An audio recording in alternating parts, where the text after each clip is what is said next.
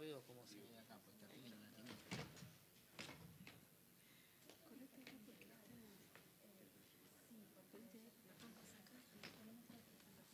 Así lo estamos justo en esta.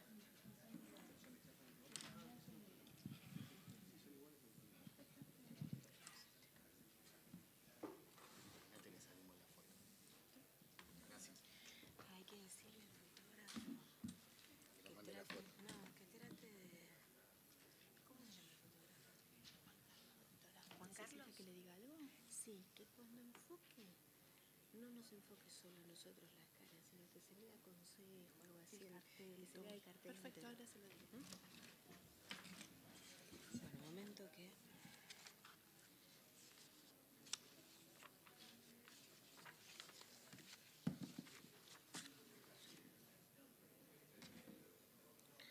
Sí, me voy a pasar allá por acá, no veo la goma. ¿Cuándo hablamos pasar?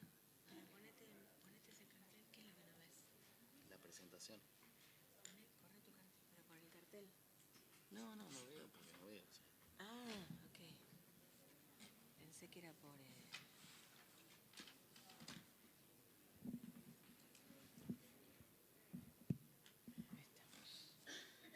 Bueno, ¿estamos?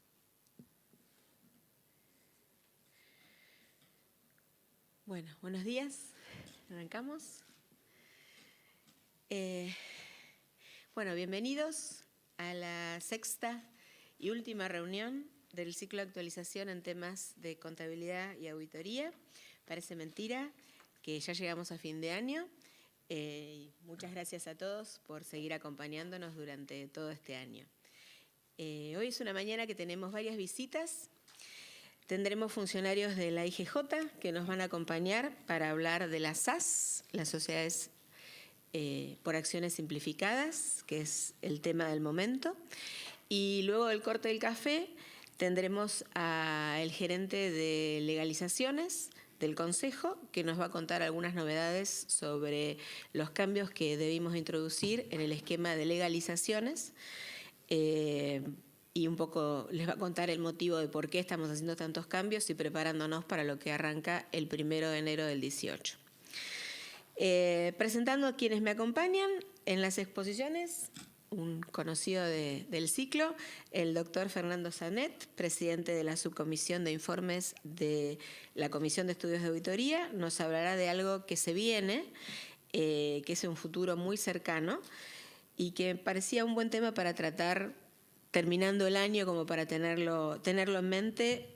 Es lo que llamamos el informe extenso, y tiene que ver con un cambio en los informes de auditoría de la mano de una modificación relevante que sucedió en las normas internacionales de auditoría y en las normas del PCAOB, que es el organismo de contralor americano. Si bien son bastante parecidas, no son lo mismo, si bien son en un ambiente internacional, no específicamente en Argentina, para algunas empresas argentinas van a ser aplicables. Está ahí en análisis si la RT37 también debería generar una modificación hacia adaptar eso. Así que bueno, vamos a tener un momento para dialogar sobre ese tema. Fernando les contará sobre eso. No entremos en pánico, pero sí sepamos que eso existe. Vayamos preparándonos para estar preparados ante ese cambio. Luego vendrán, como les decía antes, los funcionarios de la IGJ. Nos acompañarán la doctora Adriana Vicente, el doctor Ricardo Lovagnini y el doctor Ricardo Núñez, que gustosos aceptaron la invitación de acompañarnos para poder hablar sobre las sociedades por acciones simplificadas. Les pedimos que nos acompañen, ya que hubo muchas dudas después de la ley y después del reglamento y de la fecha de vigencia, y la idea es aprovechar la presencia de ellas para escuchar su presentación y tener un tiempo prudencial de preguntas y respuestas de todas las dudas que tenemos. Yo por mi parte traje la lista de las preguntas más frecuentes que estamos recibiendo a nivel de los asesores y bueno, vamos a tratar de aprovechar el tiempo de ellos.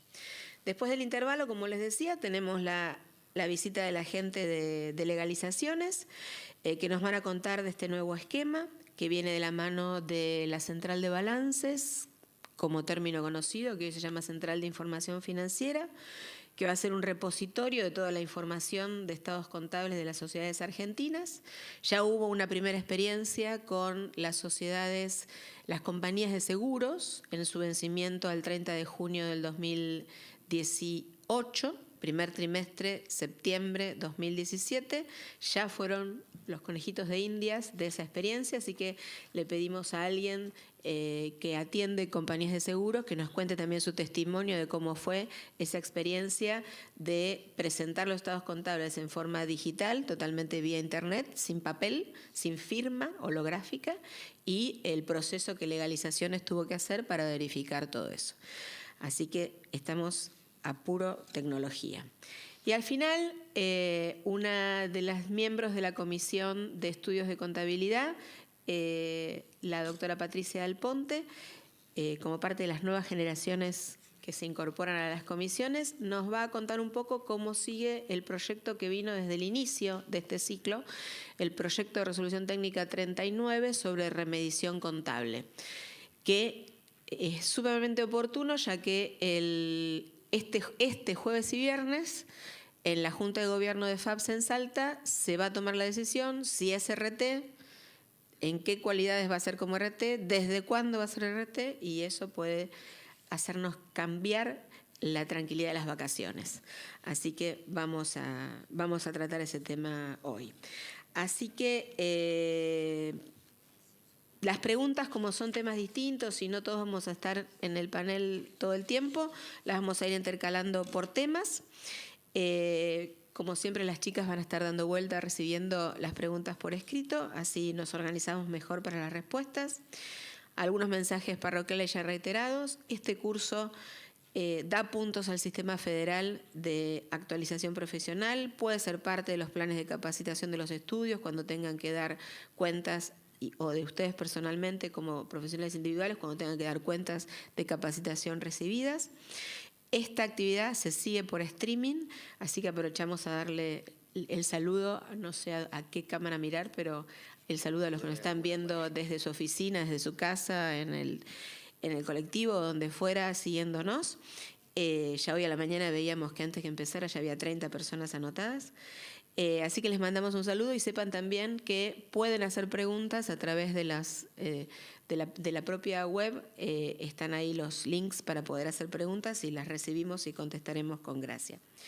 Estas charlas, de todas maneras, son grabadas en el canal YouTube, que está puesto a disposición de todo el mundo, así que aquellos que estén analizando si renuevan la suscripción a Netflix y demás, no hace falta que la renueven porque tienen muchísimo material interesante para los fines de semana en el canal YouTube del Consejo, sumamente interesante, mejor que House of Cards y todas esas cosas. Así que no se olviden de completar la encuesta. Como siempre, esperamos seguir a la altura de sus expectativas. Hacemos votos para que este encuentro haya sido de utilidad y ojalá lo podamos repetir el año que viene. Va a depender un poco de las encuestas de ustedes, si encontraron en este ciclo un lugar para actualizarse sobre estos temas, si lo encontraron oportuno para seguir repitiéndolo y para sugerir temas que quisieran que se traten. El Consejo es la casa de todos, así que todos tenemos que sentirnos cómodos de que estamos desarrollándonos en nuestra casa. Arrancamos la actividad oficial. Sí.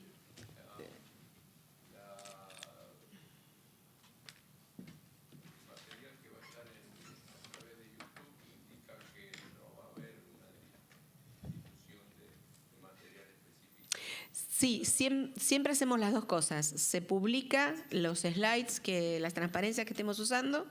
La verdad no sé decir en qué lugar de la web, pero vía la cadena de dónde está el ciclo en la web, la página del Consejo, está el material, pero me parece que lo más interesante es ver la exposición misma que está en el canal de YouTube. También se accede desde la propia web del Consejo.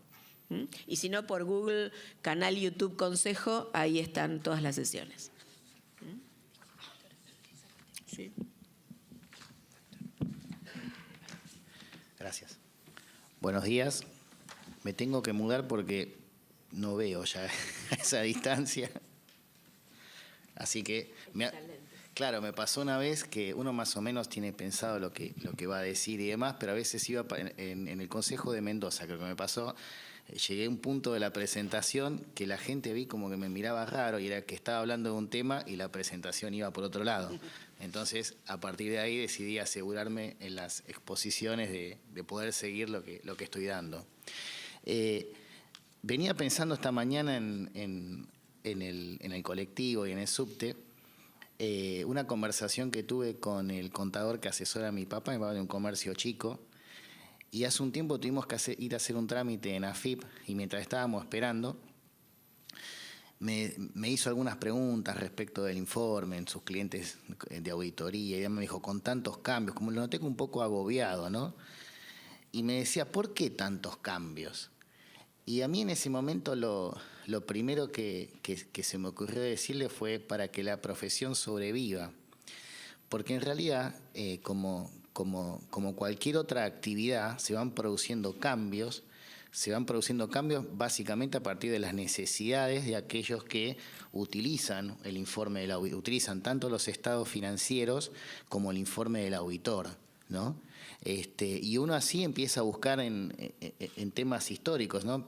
Pensemos en los servicios de... Yo pensaba en Quilmes, hay una historia muy conocida de la gente que daba los servicios de diligencias, ¿no? Hasta que llegó el tren y se terminó la actividad, digamos. Y pensaba en el estudio hace muchos años, cuando no teníamos computadora todavía y hacíamos todo con papel, usábamos las hojas de 7 columnas, y a veces precisábamos 14, y como el fabricante no entregaba, los asistentes habíamos desarrollado la habilidad de ser muy buenas maestras jardineras. Yo aprendí de mi hermana, pegábamos, recortábamos, llevábamos la boligoma entre los instrumentos. Hoy le llevo a contar eso a un chiquito de 20 y pico años y me va a decir, vos estás loco. Ahí está, claro. Las lapiceras, los lápices, ¿no? Y yo digo, claro, porque había... Eso hoy en día es, primero que hablarle a un chico de eso, de 20 y pico años que está iniciando la carrera, es decir, ¿cómo hacían eso? Y yo pienso también en el fabricante de hojas de 7 columnas, digamos, que nosotros éramos compradores compulsivos hasta algún punto de esas hojas. Entonces, a veces, en algún momento determinado, las necesidades se van adaptando o van cambiando o se renuevan. Y eso un poco también nos va a pasar a los contadores en las distintas ramas y especializaciones, en la parte impositiva, en la parte financiera y en la parte de auditoría. Y esto va haciendo que la profesión a nivel global, a través de la Federación Internacional de Contadores, la IFAC por siglas en inglés, esté captando todas estas necesidades, básicamente en los mercados financieros, que es al final del día la parte más relevante en cuanto a información financiera y auditoría y demás.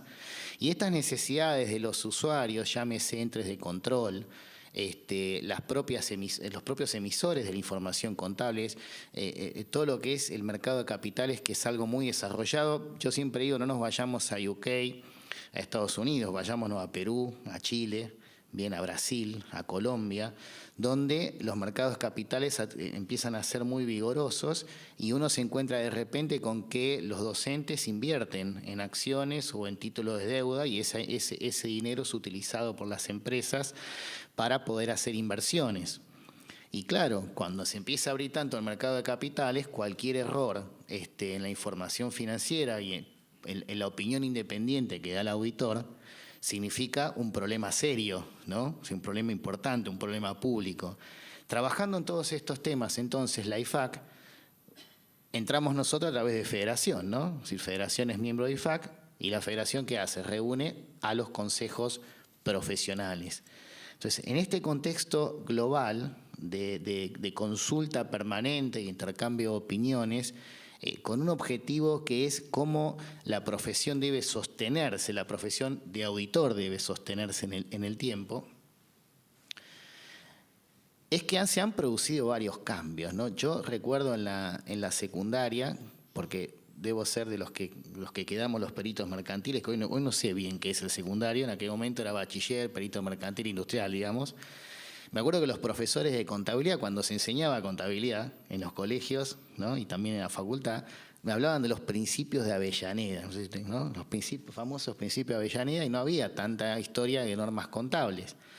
Después se llegó a la convención de que era necesario un set de normas contables, un estándar para poder comparar y opinar. aparecen ahí ya ya a fines de los 80, mediados de los 90, las normas contables, que eran 4 o 5, digamos, uno tenía que saber, y una de auditoría más algunas, y algunas ya no existen, ¿no? Porque los chicos me preguntan a veces muy inteligentemente por qué las RT arrancan en las 6. Digo, bueno, porque antes hubo otras que se discontinuaron. Y allá por el año 2001 y 2003 viene ese proceso en el cual las normas, con esto de hacernos atractivos para los inversores internacionales, de buscar un lenguaje común en información financiera, y las normas contables argentinas, a través de ese gran cambio en la RT 17, empiezan a buscar aproximarse a lo que es la tendencia en cuanto a normas internacionales de información financiera, o IFRS por sus siglas en inglés. Y esto sigue avanzando y aparecen los escándalos contables, las regulaciones nuevas ya en Estados Unidos, en el mercado de capitales con el PCAOB, esos cambios que nos impactan en Argentina, porque de aquel proceso tenemos varias sociedades argentinas que están registradas y regularizadas en aquel mercado de capitales. Y claro, la Comisión Nacional de Valores en Argentina tiene que llevar nuestros mercados de capitales a reglas estándar, a lo que está pasando en el mundo, y ahí viene el plan de la Comisión Nacional de Valores para la adopción de normas internacionales de información financiera, IFRS, IFRS, todo lo mismo, es mismo significado. Se adoptan las IFRS, la profesión acompaña este proceso mediante la resolución técnica. Miren lo que fue pasando, ¿no? En los últimos 20, 25 años. Y ahora, como se adoptó IFRS, la CNB dijo, bueno, ahora quiero normas internacionales de auditoría, ¿no? Entonces nos siguió desafiando, y ahí es que viene todo este proceso que la CNB adopta a las NIAs. Hoy en día recuerden que son normas de auditoría obligatorias solamente para aquellas compañías que obligatoriamente aplican IFRS, y aparecen las RT 32, 33, 34, 35, y claro, tenemos que actualizar nuestra vieja RT7 para que todo el resto de la matrícula más o menos quede equiparada en cuanto a cantidad de servicios, informe del auditor, etc. Y esto sigue evolucionando, ¿no? Y ahí nos dimos cuenta que no le podemos pedir el mismo nivel de información contable a todas las empresas, porque las empresas son distintas y las necesidades son diferentes, ¿no?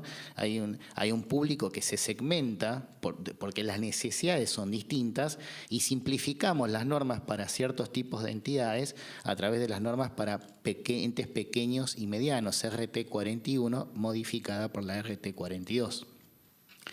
Bueno, ahora viene una etapa nueva que, como bien decía Silvia, no nos va a aplicar a todos, así que no nos salgan corriendo, digamos, no nos desanimemos, sino que es una tendencia global que se está dando en el marco de las NIAs, que es un nuevo informe del auditor. Ustedes saben que, no sé si les ha pasado, a mí me pasa con algún cliente que leen el informe y lo primero que quieren ver es la opinión, y nosotros lo último que ponemos, ¿no? Al final de todo. Además, el informe es corto, dice, yo hice las auditorías de acuerdo con RT 37, lo que fuera, y listo, no te cuento más nada, ¿no? Es un informe resumido. En algún momento la RT7, todavía en la 37 está aquello del informe largo y demás, pero esto viene a que el mundo cambió, y los que utilizan esa opinión independiente, tan importante, porque si no el estado contable es lo que declara el directorio, digamos, pero necesita que alguien los revise, esa opinión independiente necesita mayor comunicación, mayor amplitud en lo que se comunica, porque esta es una demanda, una necesidad de los usuarios de estos informes de auditoría en los mercados financieros. A partir entonces de este punto, ISA es las siglas en inglés de NIA, Norma Internacional de Auditoría, se produce un cambio que ya a nivel mundial tiene vigencia para auditorías de estados financieros que finalizan con ejercicios que finalizaron a partir del 15 de diciembre de 2016. Bien, vamos a charlar un poco sobre esos cambios. En Argentina, por ahora, a través de una coordinación de la Comisión Nacional de Valores con la profesión, ahí van a ver las circulares 1, 2 de adopción de NIAs de federación, esta adopción se posterga para ejercicios finalizados a partir del 15 de diciembre de 2018. Como una manera de que los gobiernos corporativos de estas empresas, directorios, comités de auditoría, auditores, discutamos este proceso, Porque cuando yo les estoy comentando, les dejo ver la carta de que el informe va a ser largo, de que tiene que comunicar más, significa que el auditor va a tener que hablar más de lo que habla hoy en el informe. Y esto es una novedad significativa, un cambio radical, que incluso podría llevar a la auditora a mencionar ciertos temas que en cuanto al proceso de auditoría, que la compañía no esté preparada o no esté advertida de que se pueden revelar ciertos temas, bajo cuya consideración podría resultar incluso novedoso, incómodo en algún punto. ¿En qué caso se aplicaría el cambio? Bueno, en Argentina, al ser obligatorio NIA para algunas compañías de la CNB que presentan estados contables con IFRS, el cambio les aplicaría obligatoriamente a estas compañías. Gran parte de la matrícula en Argentina no emite opiniones bajo RT32, sino que lo hace bajo RT37. No obstante, en base a algunas charlas que hicimos sobre este tema, incluso en otros consejos, nos pareció importante porque es una tendencia, es lo que está pasando a nivel global. Como bien decía Silvia, desconocemos si esto va a tener este impacto o no, la RT37. Debe estar esto en un proceso de discusión preliminar. Pero nos parece importante que estemos actualizados sobre qué es lo que está pasando en este momento en el mundo.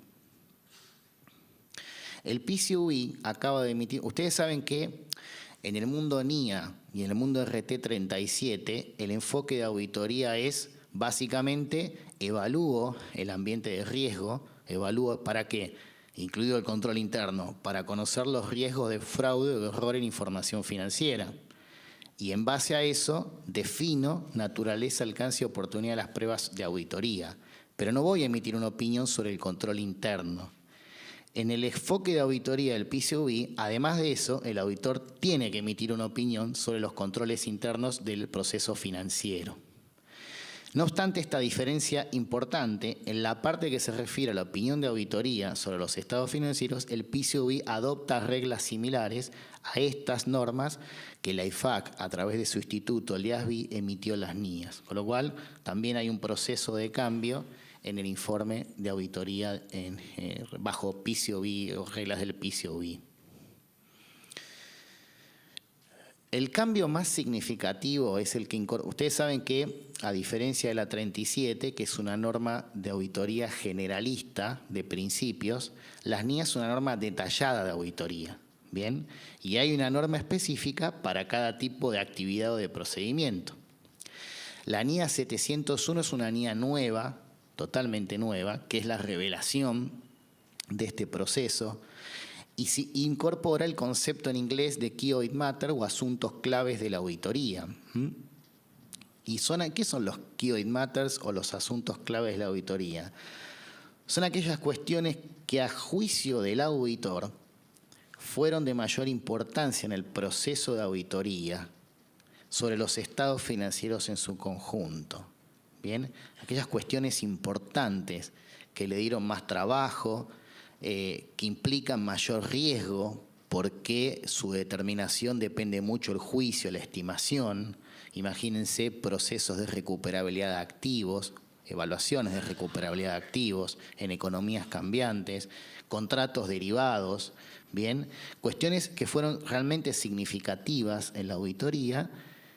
Y ahora la norma me pide que los revelen, que antes quedaba ¿dónde eso? En los papeles de trabajo. Bueno, a partir de esta norma, en las compañías públicas se exige la revelación de estas cuestiones en el informe profesional. Esta NIA va a aplicar en forma obligatoria para las compañías públicas. Ustedes saben que las normas internacionales de auditoría se pueden aplicar también en compañías privadas, de capital privado. En esos casos cambia el informe en cuanto a su estructura, pero no es obligatorio el concepto de asuntos claves de la auditoría. ¿El propósito cuál es? Y un poco lo que venimos charlando, ¿no? Es decir, mejorar la comunicación en el informe del auditor, ¿no? La norma busca, que es un poco lo que pedían los usuarios de los estados financieros, piden mayor transparencia, mayor comunicación en el proceso de auditoría. Comunicar asuntos claves de la auditoría se entiende que va a ayudar a los usuarios de los estados financieros a comprender los juicios y determinaciones del auditor de aquellas cuestiones que fueron más importantes, más relevantes en este proceso de auditoría. ¿Vieron? Cada vez es más difícil ser auditor. ¿Qué implica básicamente este cambio? Bueno, la novedad es el Key Audit Matter, o el asunto clave de la auditoría, pero también cambia la estructura del informe y radicalmente, cuando ahora veamos un ejemplo, van a ver que empiezo por la opinión, ¿no? Y el párrafo de alcance y de responsabilidad del directorio, que era lo primero que poníamos, lo mandamos al final. Como diciendo, esto déjalo, ponelo, pero lo que importa es que me digas la opinión sobre los estados financieros. Es un cambio radical en la forma en la cual comunicamos o reportamos los auditores. Fue muy bien recibido en los mercados financieros internacionales, porque esto ya en Europa está vigente, con lo cual fue muy bien recibido. Y no suplanta la opinión del auditor sobre los estados financieros en su conjunto, es decir, no se trata de que yo voy a incorporar opiniones sobre rubros en forma específica, sino que amplía la comunicación del auditor en su informe respecto de los estados de la auditoría sobre los estados financieros considerados como un conjunto.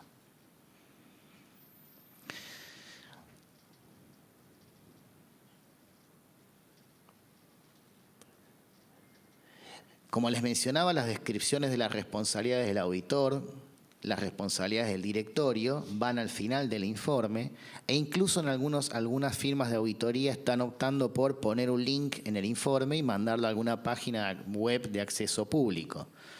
Porque ahora la descripción de la auditoría se amplía bastante, la idea es comunicarlo, puede estar en el informe o puede estar incluso referida a algún sitio web o de acceso de dominio público. Recuerdan que nosotros hemos discutido ya a lo largo de estos años el concepto de empresa en funcionamiento e insistimos por una razón puntual. Ha pasado en los mercados financieros que el auditor emite su opinión sobre una sociedad, dice que los estados contables están preparados razonablemente, a los 6 meses la empresa cierra. Cuando una empresa está en liquidación, las reglas de evaluación y de exposición son diferentes. Es decir, los activos deberían valuarse a valores de liquidación y los pasivos a valores de cancelación. Por consiguiente, el auditor está obligado a evaluar que la empresa es una empresa en funcionamiento y que no tendrá problemas en el futuro previsible, léase 12 meses vistas de cierre de los estados financieros. Bueno, hasta ahora eso lo hacíamos, digamos, por default. Ahora el informe debe manifestar el auditor que ha evaluado esta cuestión y que si no dice nada es porque no ha identificado dudas significativas o materiales respecto de la continuidad de los negocios de la entidad. Se incorporan propuestas que le han hecho al IASB y al IFAC respecto de las declaraciones de independencia que debe realizar el auditor. Bien, este es un concepto importante, es decir, a partir de que el auditor debe declarar por escrito de que es independiente, de acuerdo con el Código de Ética de IESBA, de IFAC, respecto del ente que está siendo auditado. Y además se pide identificar al contador en la firma. Ustedes me van a decir, pero acá lo hacemos. Bueno, pero esta no era una práctica habitual en muchos países del mundo. Se firmaba la firma de auditoría, pero no se identificaba al auditor responsable en persona. Bueno, esto que para nosotros es una cuestión que viene desde hace años, a partir de la ley de asociaciones profesionales y toda esa cuestión, digamos, bueno, y que tenemos nuestro tomo y folio en el registro profesional, esto se ha incorporado también en el marco de las normas internacionales de auditoría. Y ahora veamos la gran novedad, ¿no? Es decir, cómo queda realmente el reporte. No, es así. ¿Cómo queda el reporte profesional a partir de estos cambios? Para hacer ejercicio. Primero es la opinión, ¿no? O sea, lo que poníamos al final, antes de si quiere, anteúltimo, antes de disposiciones vigentes, es la opinión del profesional. ¿Qué es lo que todo el mundo quiere leer cuando ve un informe? ¿Qué opinas sobre esto? ¿Está bien? ¿Está preparado en forma razonable y de acuerdo con un estándar determinado, IFRS, norma contable argentina, normas contables coreanas, lo que fuera, o no? El primero es la opinión, lo primero con lo que arranca el informe profesional. Segundo punto, los que antes estaban a la mitad, pasando la mitad del informe, las calificaciones si es que las hubo. O sea, cuáles fueron los fundamentos de la opinión calificada, por desvío a norma o por limitación en alcance en la tarea de auditoría. Después vamos a hacer una breve descripción, una oración de cuáles son las normas de auditoría que hemos utilizado y una declaración de independencia del auditor respecto de la entidad auditada. Esto es muy importante. Nosotros los contadores hemos desarrollado en forma bastante clara el tema de independencia, nuestros códigos de ética y demás. Y yo insisto con este punto porque a veces cuando alguna otra profesión quiere ejercer el rol de auditoría en algún tema legal o en algún tema técnico, se olvidan de esta parte, ¿no? Que es fundamental.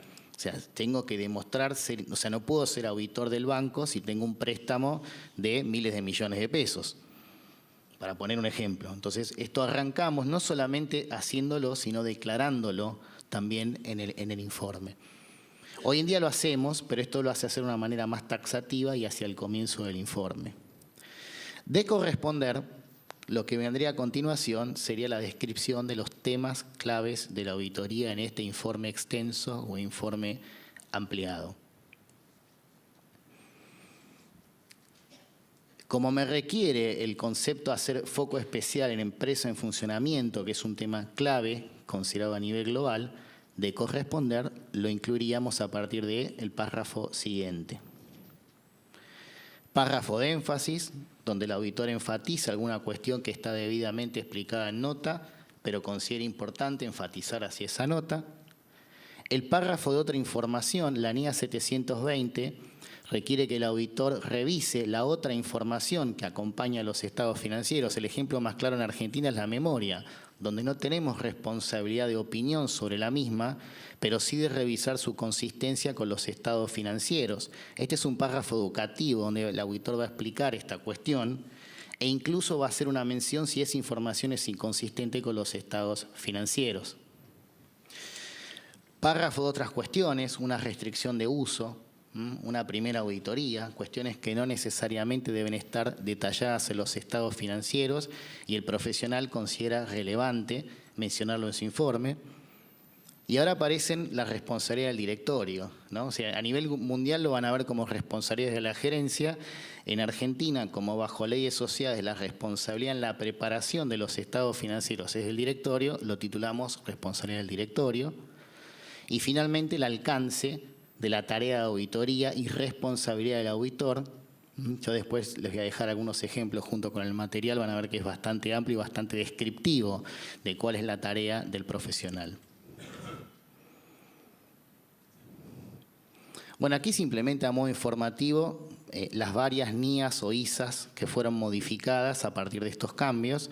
La gran estrella es la 701, pero han tenido que cambiar la 700, que es la que contiene la redacción del informe del auditor, 705, más todas otras NIAs que han debido ser modificadas como evaluación de riesgo, comunicación con la alta dirección y gobiernos corporativos, etc. Ahora, creo que la pregunta aquí es, bueno, ¿y cómo determinamos un key audit matter o un asunto clave de la auditoría?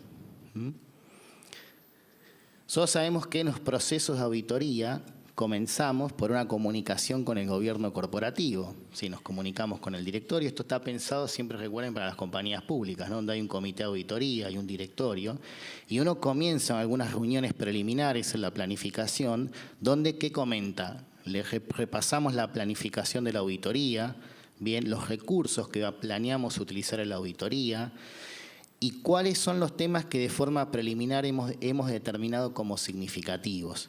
A partir de ese proceso vamos a ir definiendo, desarrollando cuáles van a ser los temas que finalmente serán considerados como temas claves de la auditoría.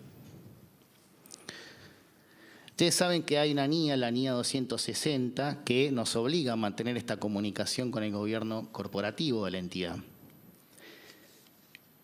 Y en esa planificación lo que vamos a tener en cuenta son áreas de riesgo, ¿no? Siempre evaluemos que la auditoría se trabaja por procesos selectivos. Por eso es muy importante la evaluación de los riesgos de ¿qué?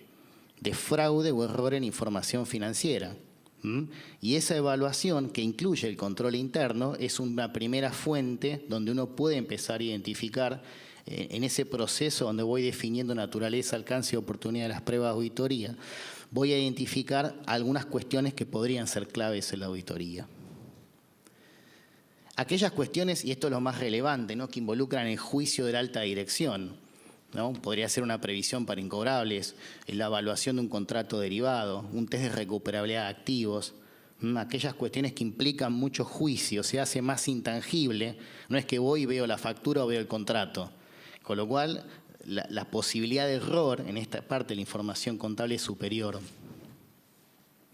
Efectos de transacciones significativas que hayan ocurrido en el ejercicio, etc.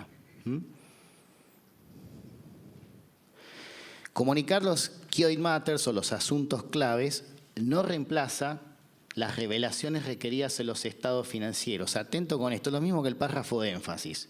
Bien, lo que no está dicho en los estados financieros y es un incumplimiento de normas contables implica la calificación de la opinión por un tema de falta de exposición. No es eso, revelar un key audit matter. No es un reemplazo de la opinión modificada. Si la opinión tiene que ser modificada porque hay un incumplimiento de una norma contable o hay una limitación en el alcance, tendré que incorporar la parte correspondiente, que es el famoso excepto por, adverso, abstención, etc. No es una opinión separada de asuntos puntuales. La opinión está prohibido por las normas de auditoría dar opiniones parciales. El auditor opina sobre los estados financieros en su conjunto. Esto es simplemente explicitar cuestiones que fueron relevantes o claves en la auditoría. Y no reemplaza la NIA 570, que es un concepto que también tenemos en la RT 37, respecto de lo que hay que hacer ante la evaluación del concepto de empresa en funcionamiento. ¿Cómo se describen estos asuntos claves? Tengo que incluir una referencia a los estados financieros, cuál es el rubro que implicó ese esfuerzo de auditoría especial, detallando el motivo por el cual fue considerado o se considera que es un CAM, cómo se abordó el CAM en la auditoría. Y ahora viene la pregunta, ¿no?, si podemos ver un ejemplo. Acá es donde los que hablamos de informe profesional rompemos con todas las reglas que tiene que hacer un expositor en las presentaciones, porque te dicen poné algunos bullets y hacelo cortito, ¿bien? Pero bueno, no hay manera de contarles un informe si no les muestro un ejemplo, y esto implica copiar o incluir algunos párrafos. Este es un caso que lo adaptamos a nivel ejemplo. Ocurrió en una empresa que cotiza en uno de los principales mercados europeos.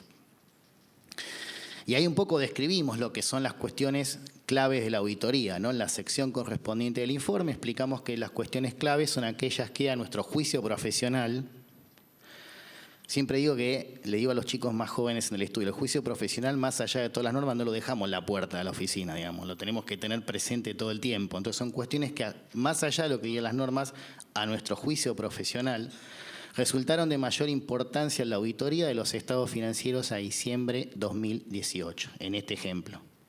Estas cuestiones fueron consideradas en el contexto de la auditoría de los estados financieros en su conjunto y en la formación de la opinión sobre los mismos, y no proporcionan, por lo tanto, un dictamen sobre estos asuntos en forma particular. Y acá ponemos un ejemplo de cómo el auditor tuvo que evaluar la recuperabilidad de activos fijos, ¿no? Porque uno viene y los contabiliza por un modelo de reevaluación o por un costo histórico, pero constantemente tiene que estar monitoreando que ese valor, o cuando se presentan ciertas condiciones como las que vamos a ver ahora, no está por debajo de su valor recuperable, porque yo ahí debería registrar una previsión. Y esto es mucha estimación, ¿bien?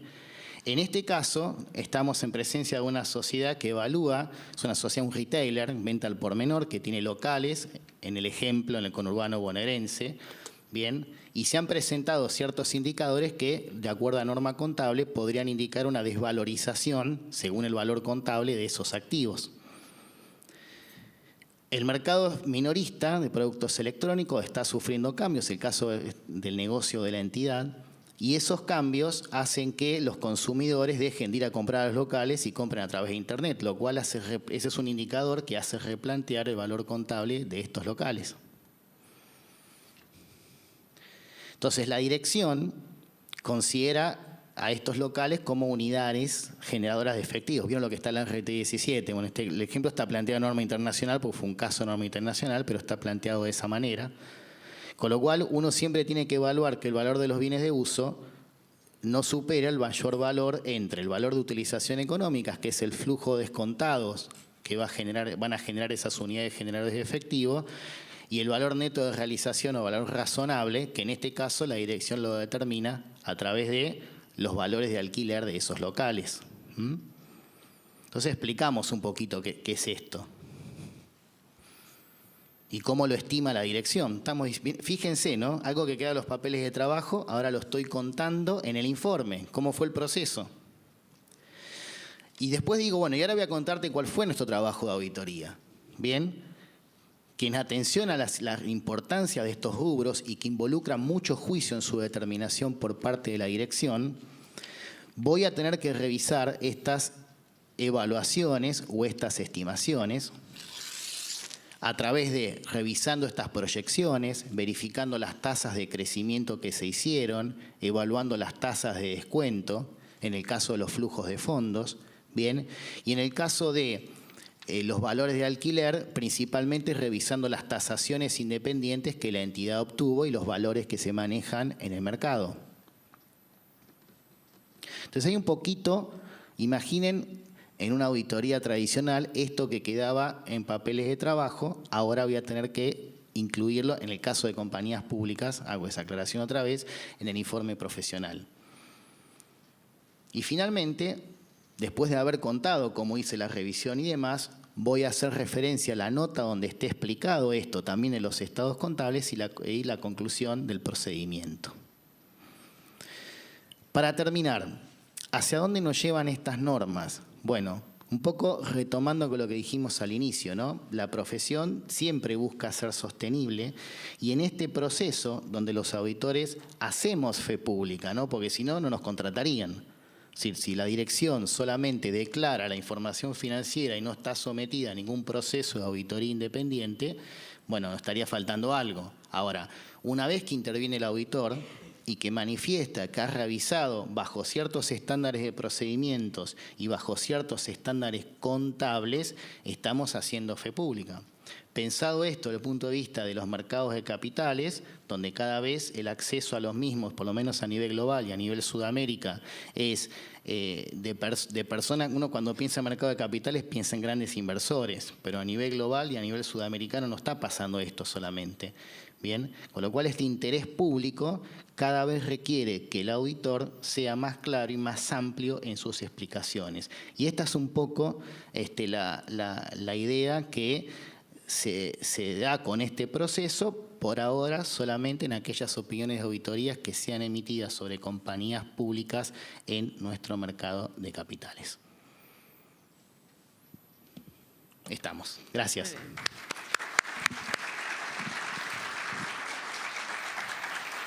Bueno, como Fernando comentó y dijimos al inicio, esto tenemos que verlo. Puede ser que algunos de nosotros nunca lo tenga que ver, pero me parece que como profesionales tenemos que saber que existe. En nuestro rol también de asesores de empresas, tenemos que saber que nuestros clientes pueden estar viendo una inversión o lo que fuera en una empresa pública y esto es lo que va a venir acompañando esos balances. Y refuerza toda la teoría de que hoy día es así, desconocemos si dentro de un tiempo, estas necesidades de que el auditor diga algo más de la simple opinión va a venir más generalizada. Y es también una mejor manera de cómo interpretar esos estados contables. Entonces, sepamos que exista, cada uno sabe dónde le duele el zapato en términos de cómo es su portfolio, cómo es su cartera de clientes, si va a necesitar este tipo de información adicional para su clientela. Aquellos que lo necesiten, empezar a prepararse. 18 es el año que viene. Quizás, como la norma internacional de Estados Unidos se posterga para el año 19, en CNB se consiga que la totalidad de la información sea para el año 19 y no un año antes. Ustedes saben que la mayoría de las empresas argentinas que cotizan en el exterior lo hacen en el mercado americano más que en el europeo, entonces quizás unir esas fechas hacia el americano sea más serio para lo que es nuestro flujo de información. Puede haber algunas empresas actualmente que ya lo estén haciendo, de hecho hay algunas empresas que hoy cotizan en mercados europeos que ya tienen que hacer esta presentación y en sus sitios web seguramente están los ejemplos tangibles de este tipo de informes. Perdón, es cierto, Brasil ya lo está aplicando, Ecuador ya lo está aplicando, México ya lo está aplicando, España ya lo está, toda la comunidad europea. Entonces, bueno, venimos un poquitito más atrás, aprendamos de quienes nos están precediendo en este camino del informe largo. Así que, bueno, muchas gracias, Fernando. Y tenemos a nuestras primeras visitas de la IGJ que nos están acompañando, así que si son tan gentiles de subir, pasamos a la próxima actividad. Sí, dale. Las preguntas que vinieron hasta ahora las pasamos para el final, así no demoramos a las visitas.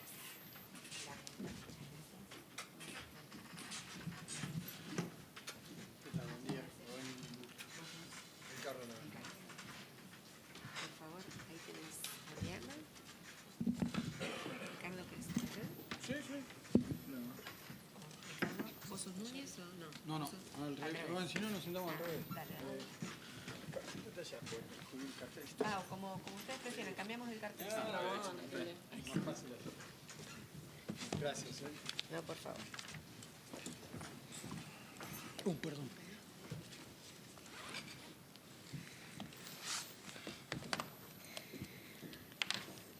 ¿Estamos? Bueno, como les decíamos, perdón, al principio de la actividad, contamos con la gustosa colaboración, que por supuesto agradecemos muchísimo, de los doctores Adriana Vicente, directora de la Dirección de Sociedades Comerciales de la Inspección General de Justicia, el doctor Ricardo Lobagnini, jefe del Departamento de Precalificación de la Inspección General de Justicia, y el doctor Ricardo Núñez, integrante del equipo técnico del Departamento de Control Contable de Sociedades Comerciales, también de la IGJ.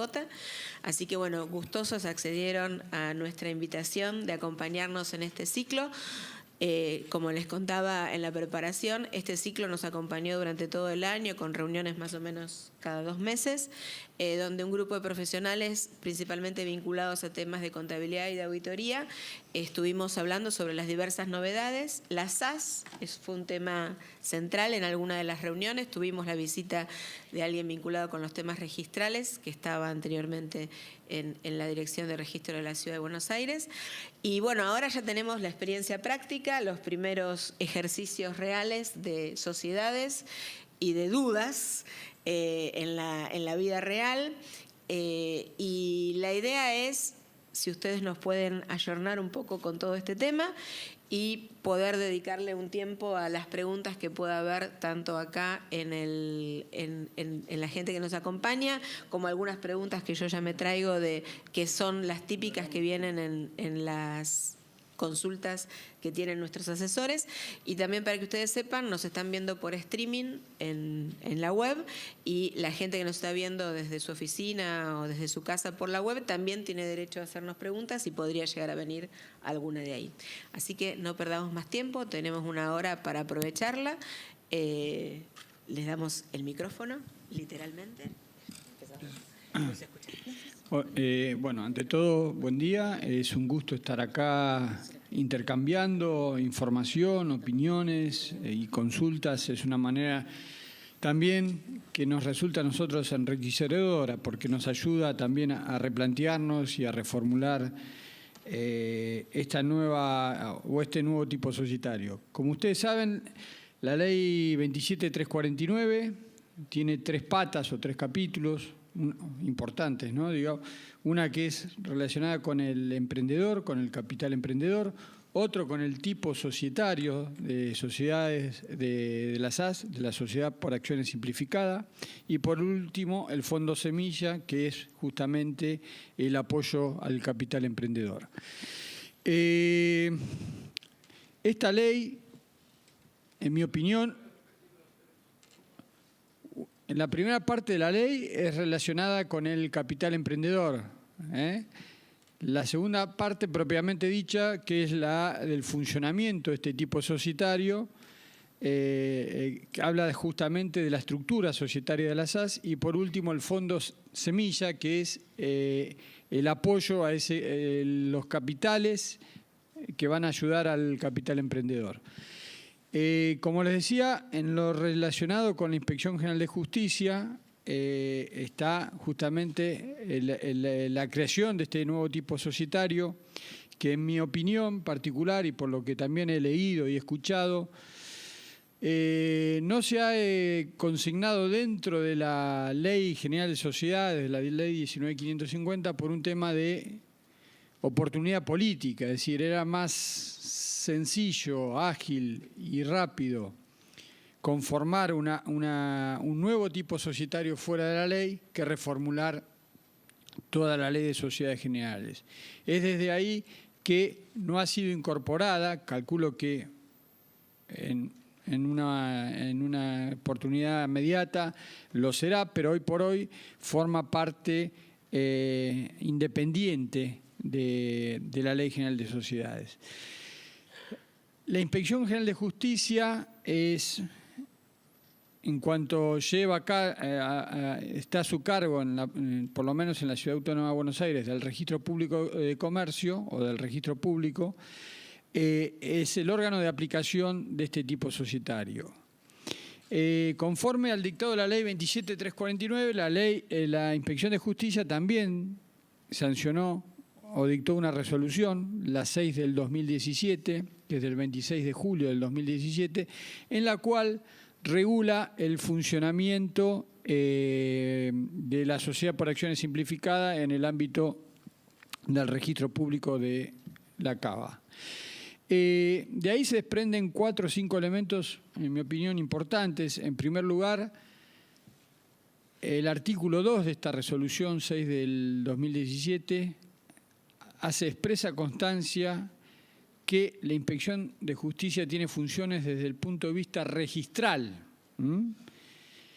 Con esto nos está diciendo que simplemente tiene las funciones no son de fiscalización sobre las sociedades de este tipo, sino más bien registral. Es decir, que se verificado el cumplimiento de los recaudos legales y formales de este tipo, se inscriben y no teniendo un control permanente, como puede haber con otros tipos societarios, como las sociedades anónimas del 299, las sociedades extranjeras, etc. Ese como primera característica importante. La segunda característica también, que digamos de alguna manera reformula la forma de registración y de regulación de las sociedades, o por lo menos va a tender después o va a impactar en los tipos tradicionales, es que la sociedad por acciones simplificadas se registra a través de una plataforma digital. Es decir, los ciudadanos, el usuario, inicia el trámite a través de la plataforma TAT, de trámite a distancia, y tramita dentro de la órbita internamente de la Inspección de Justicia a través de una plataforma que es de gestión de documento electrónico.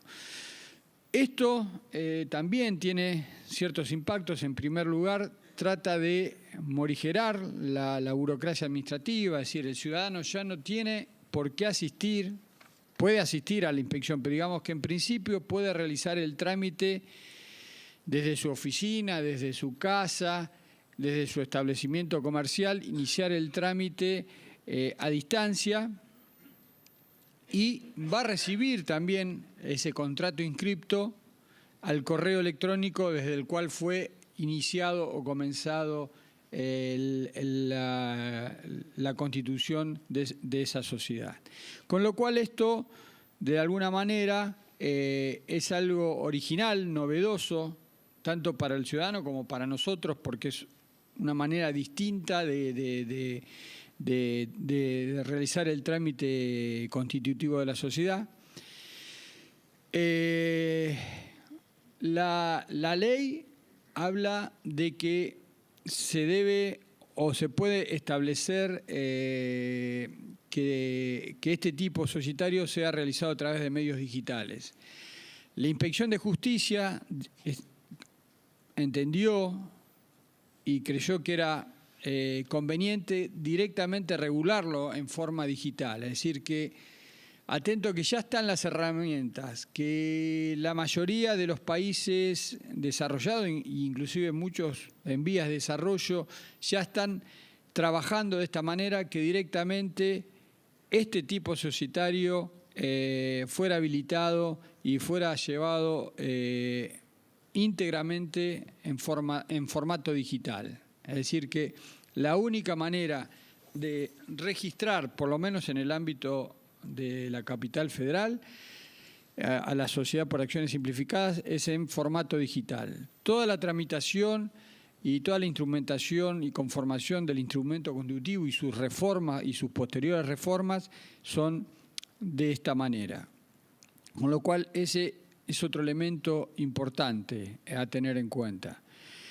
La tercera consideración o característica con respecto a las SAS es que tienen un importante, o por lo menos la ley, y también la Inspección de Justicia lo ha entendido así, hay un importante desarrollo de la autonomía de la voluntad de las partes, es decir, que tienen una amplia libertad para formular o consignar las cláusulas contractuales que las partes estimen conveniente.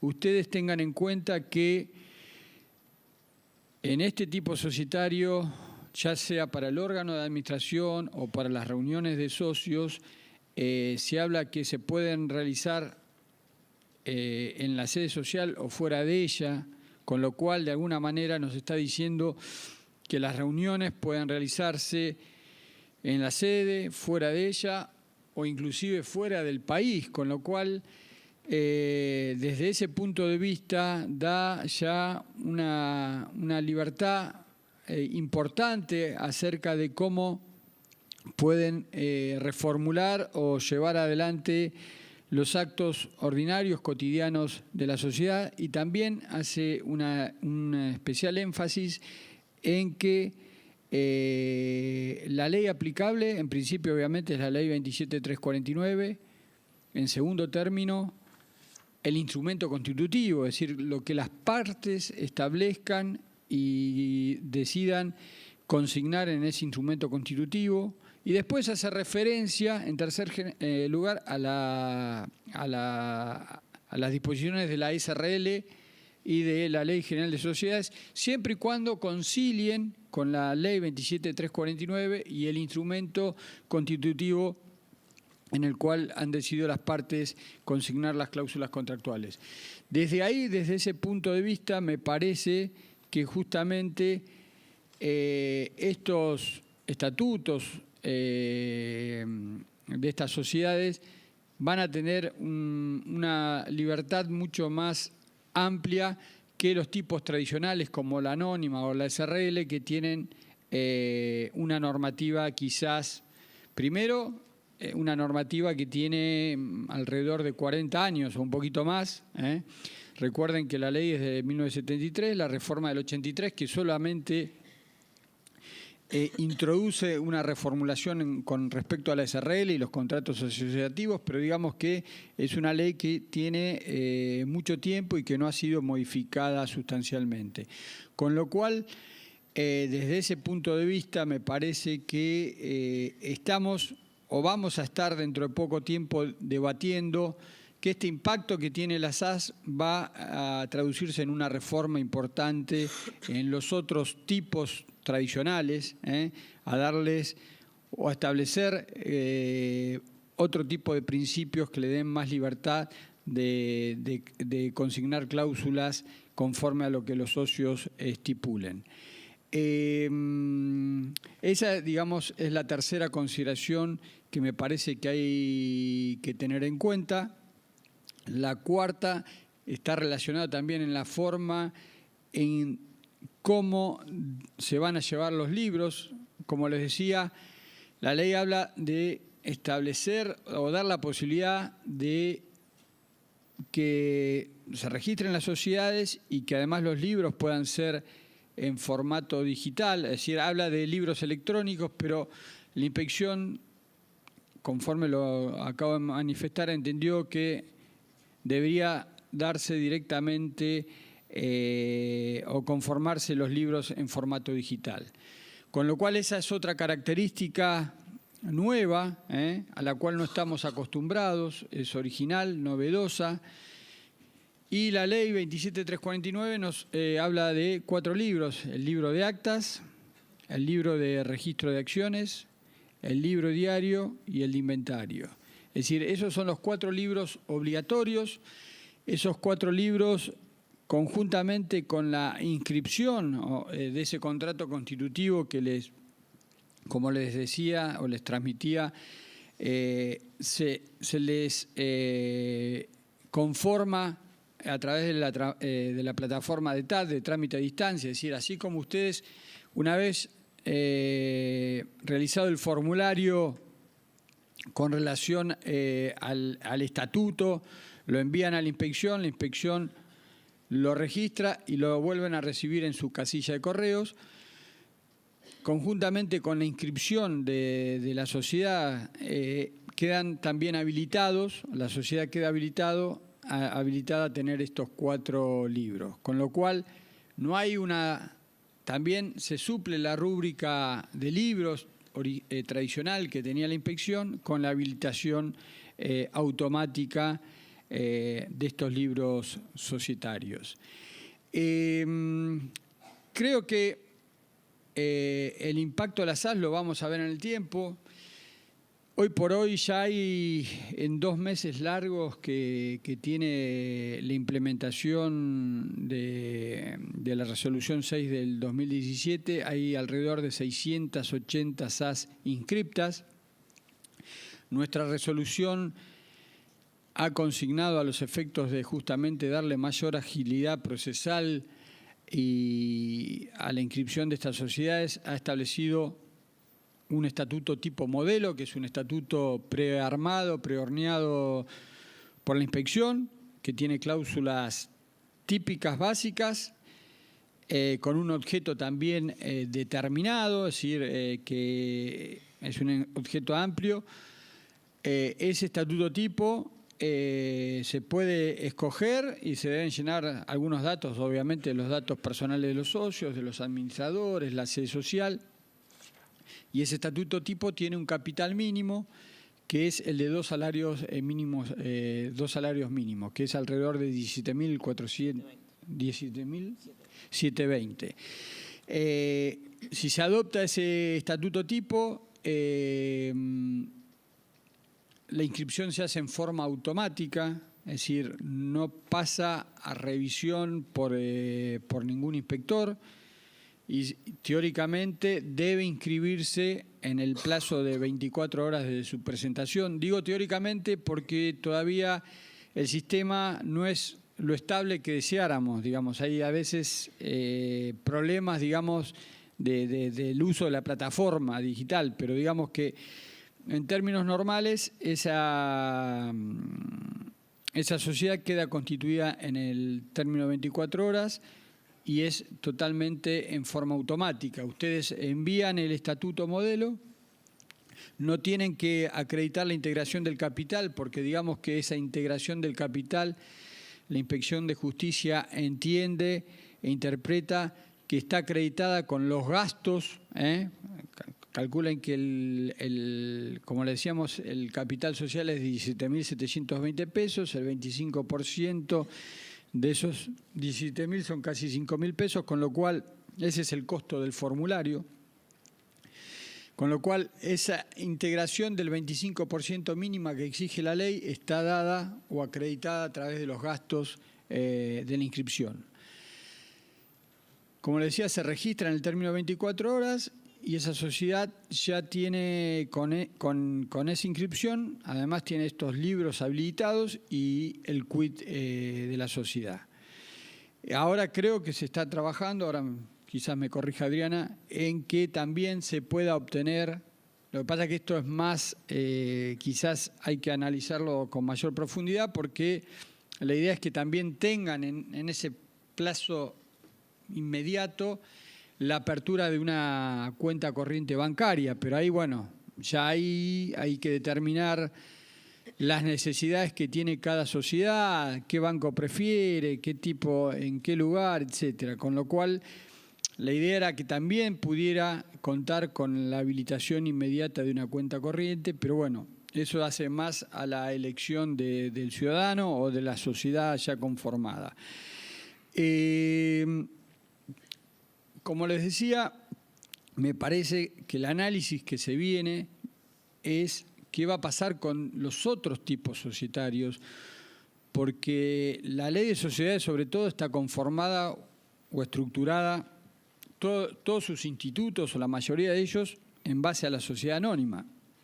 El derecho a la información, el derecho al receso, la forma de regulación de los aportes, el régimen para las asambleas, etcétera, todo eso en especial medida está conformada al tipo societario quizás de máximo rigor y más tradicional nuestro, que es la sociedad anónima, con lo cual toda esta nueva estructura con mayor agilidad desde el punto de vista administrativo, es decir, que hay más rapidez en la inscripción, la posibilidad de que los propios socios puedan formular el contrato con amplia voluntad de las partes en cuanto a las condiciones contractuales que ellos necesitan, el formato digital, etcétera. Creo que esto va a traer sin lugar a dudas una necesidad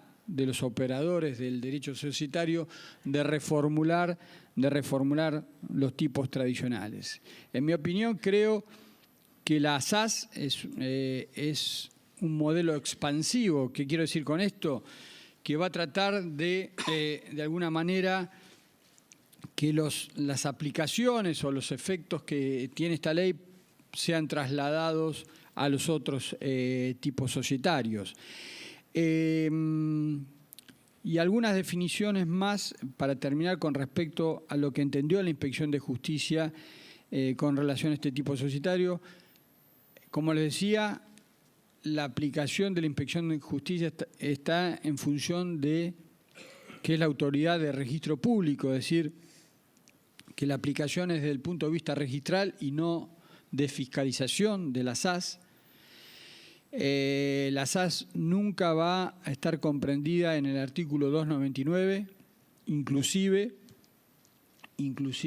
si supera el capital de 10 millones de pesos, con lo cual no va a poder estar comprendida en el 299. Tiene algunas ventajas con respecto a la sociedad anónima. Ustedes saben que la sociedad anónima también, como la SAS, puede ser unipersonal, pero si la sociedad anónima es unipersonal, debe contar con órganos de fiscalización. La SAS no tiene ese recaudo requisito, es decir, la SAS unipersonal no es necesario contar con sindicatura o órgano de fiscalización. Tiene, como les decía, la ventaja de la autonomía de la voluntad, de la fuerte principio de derecho de la autonomía de voluntad de las partes.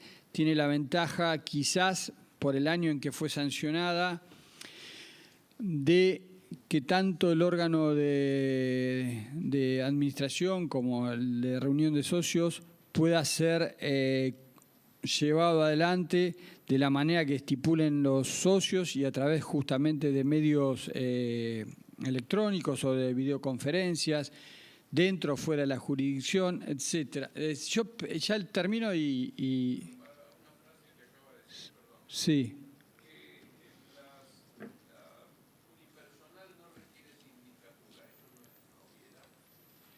No, es que la SAU, la Sociedad Anónima Unipersonal, requiere sindicatura, es obligatoria y está comprendida dentro del 299.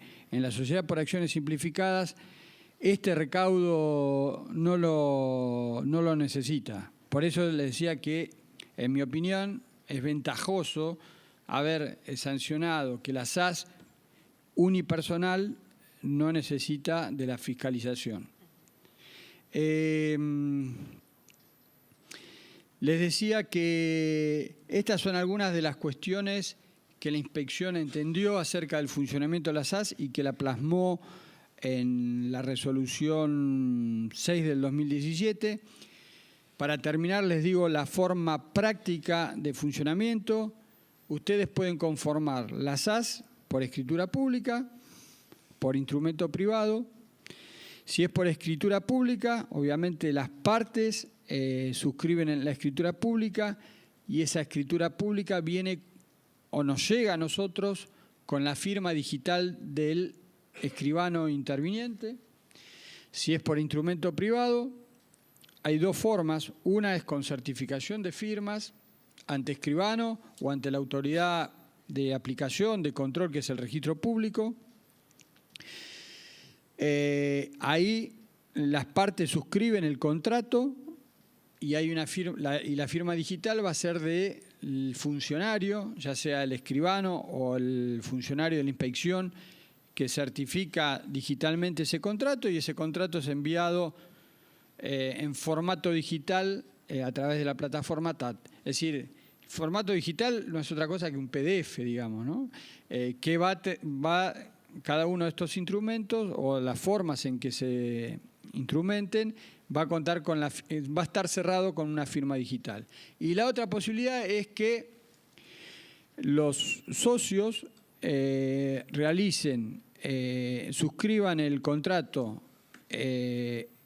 Por lo menos uno de ellos debe cerrar el documento con una firma digital. Por ejemplo, si son 3 socios, 2 de ellos van con firma electrónica y el restante o el último lo cierra con firma digital. De esa manera, ni siquiera tienen que ir o asistir ante un funcionario de la Inspección de Justicia o ante un escribano a certificar la firma. Si uno de los socios tiene ya firma digital, con él se cierra el documento y es enviado. Ese documento, como les decía, se inscribe, si es el estatuto tipo, en forma automática, y esa inscripción impacta en un registro que se llama Registro Legajo de Multipropósito, es el RLM, y ese documento vuelve al TAT, a la casilla de correo electrónica en el cual fue enviada, en el cual se le acompaña el documento con la plancha de inscripción. La otra alternativa es la utilización del estatuto no modelo, no tipo, en el cual los socios pueden resolver y establecer y consignar las cláusulas que estipulen convenientes. Ahí la diferencia o las diferencias son, primero, que va a ser estudiado por un inspector que va a verificar sobre todo que esas cláusulas se ajusten a la ley, va a verificar también que esté acreditado el capital, la integración del 25% del capital social, que se hace a través del escaneo del depósito o ante acta notarial ante escribano. Y también tenemos la obligación también de inscribirlo en un plazo de 24 o 48 horas, y también se vuelve al usuario, al ciudadano, de la misma manera, a través de la plataforma TAT. Ya se han estipulado también todo el proceso de reformas y transformación con respecto a los otros tipos societarios en SAS. Está consignado en esta resolución 6 del 2017, que tuvo una pequeña modificación y que impactó y se promulgó la resolución 8 del 2017. Yo no quiero seguir cargándolos de información. Voy a dejar que mis compañeros den también una opinión al respecto, o quizás tengan algún pensamiento disidente con lo mío, pero básicamente este es el procedimiento que hay en el ámbito de la Ciudad Autónoma de Buenos Aires. Hay en otras provincias como Misiones, Chaco y Tucumán, que creo que está implementado. En Provincia de Buenos Aires van a tratar de sacarlo en un formato muy similar al nuestro. En las provincias que les acabo de comentar está funcionando, pero en formato papel, con lo cual de alguna manera los plazos y los términos y condiciones son sustancialmente distintos a los que les acabo de comentar. Gracias.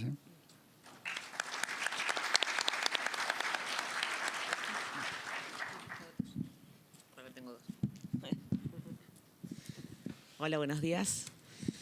Bueno, yo les voy a contar un poquito cómo es la dinámica práctica en Inspección General de Justicia. A ver, como bien les contaba Ricardo, todo el proceso de registración de SAS es por vía digital.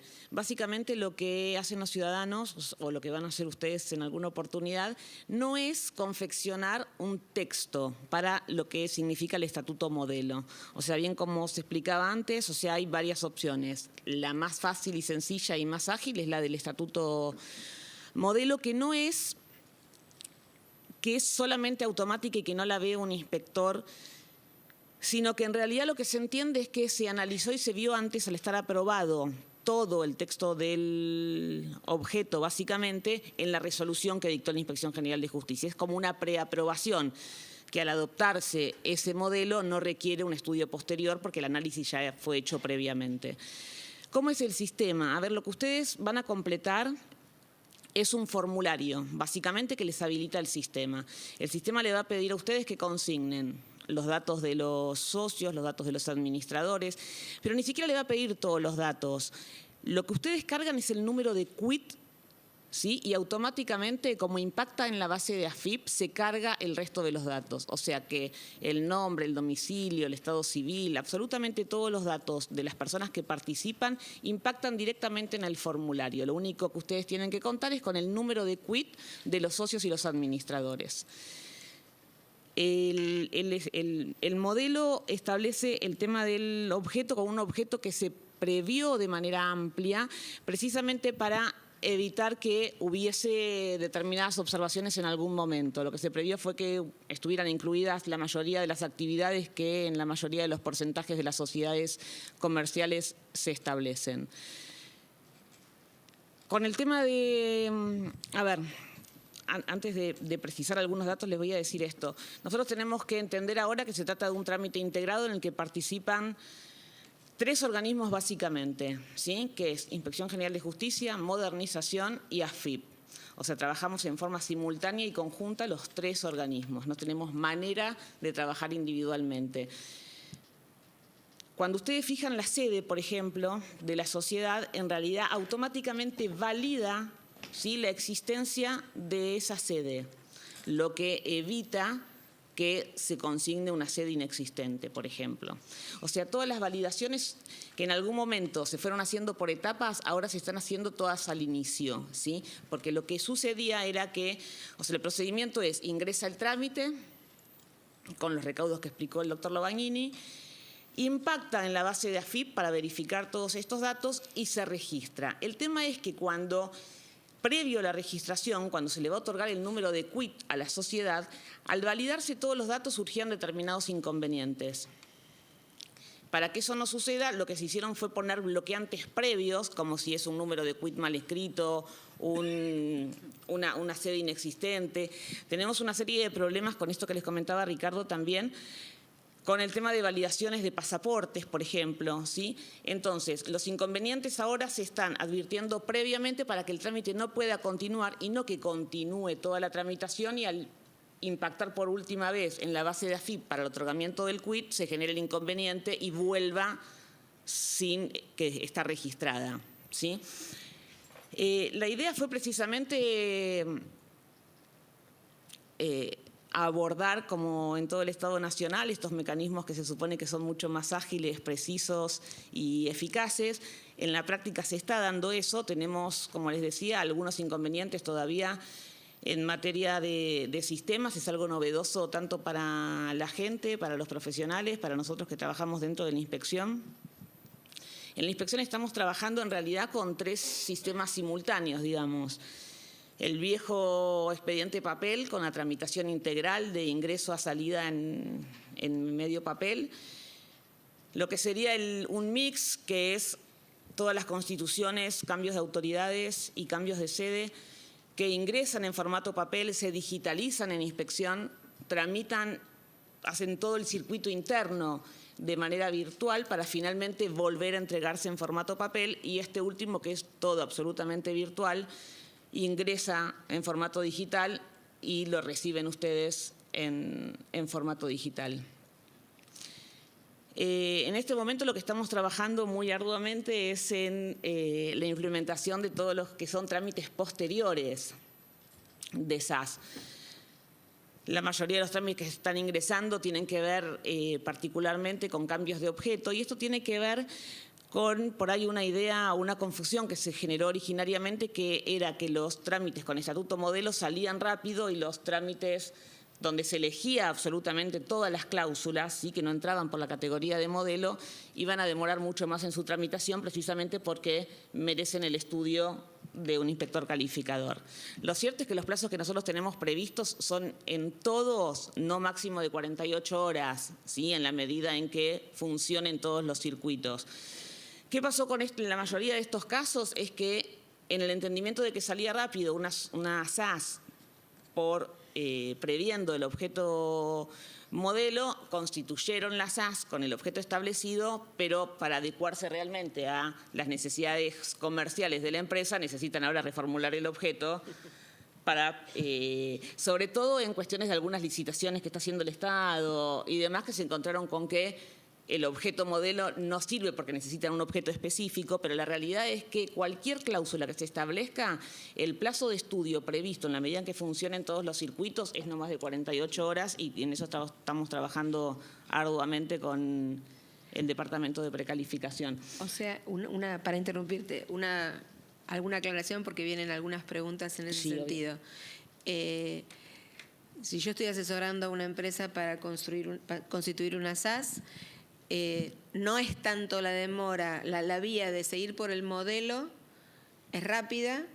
Ahora, incorporarle algún cambio, por ejemplo, en el objeto social, no es que me la demora 3 meses o 2 meses, sino que estamos hablando de 48 horas. Los plazos más vale arrancar con el estatuto más real posible. Exactamente. A pedir después una modificación. La idea es que prevean las cláusulas que efectivamente va a necesitar la gente para realizar la actividad comercial que se estén proponiendo en un momento determinado. Esto no quiere decir que no sean susceptibles de las reformas que sean necesarias en cualquier instancia, como el de cualquier sociedad comercial. Yo no sé si quieren que sigamos por ahí con un tema teórico, aunque sea de la práctica, o si quieren hacer preguntas específicas respecto de la tramitación. La verdad que tengo muchas preguntas. Si querés vamos mechando alguna de estas cosas y nos centramos en las dudas. Hay una primera pregunta que no sé con quién de los tres, que es la contabilidad. Que es un gran debate y que a los contadores nos generó un poquito de miedo, porque se corrió así la bolilla como que las SAS no necesitan estados contables. A ver, yo voy a decir algo genérico y después le doy la palabra a Ricardo Núñez, que es especialista en el tema. A ver, no es que las SAS todas las sociedades requieren de estados contables, ¿sí? La premisa esa no se modifica. Lo que no van a presentar, ¿sí?, en la medida en que no haya ninguna modificación a la ley, es estados contables en la Inspección General de Justicia, porque la Inspección General de Justicia solo para estas sociedades actúa como órgano registral, ¿sí?, no como organismo de fiscalización. Consecuentemente, no tienen obligatoriedad de presentar los estados contables. Más allá de eso, les voy a decir solamente cómo es el tema, o sea, hacer una relación con el tema de los libros, que también genera por ahí algún tema. Los libros que están previstos en la plataforma son los que les comentaba el doctor Lobagnini, entre ellos el de inventario y balances. ¿En qué cambia sustancialmente? Yo diría que en nada, digamos, en cuanto al contenido. A ver, la dinámica de la sociedad y la contabilidad de la sociedad se va a desarrollar según sea la naturaleza en cada caso, digamos. Lo que van a hacer, en vez de copiar los asientos o mandar a copiar los asientos contables, lo que se van a subir es el archivo digital al libro digital. ¿Qué garantías tiene eventualmente? A ver, cuando ustedes suben un archivo, yo les voy a decir algo muy genérico porque no soy especialista en sistemas, pero en realidad lo que previó la plataforma del Ministerio de Modernización es un sistema por el cual ustedes tienen su archivo. Hay un mecanismo que es un generador de hash, ¿sí? O sea, que les va a dar un código que va a encriptar los datos, o sea, va a identificar los datos que ustedes están consignando. Esos datos, o sea, ese archivo es el que se sube al libro. La inspección no tiene acceso, por más que los libros estén en la plataforma, no tienen acceso al contenido de los asientos contables volcados en los libros, ni de actas tampoco, ni de registro, de ningún libro. Lo único que identifica la Inspección General de Justicia es el número de hash, ¿sí?, que se consignó cuando ustedes generaron eso en el archivo para poder subirlo.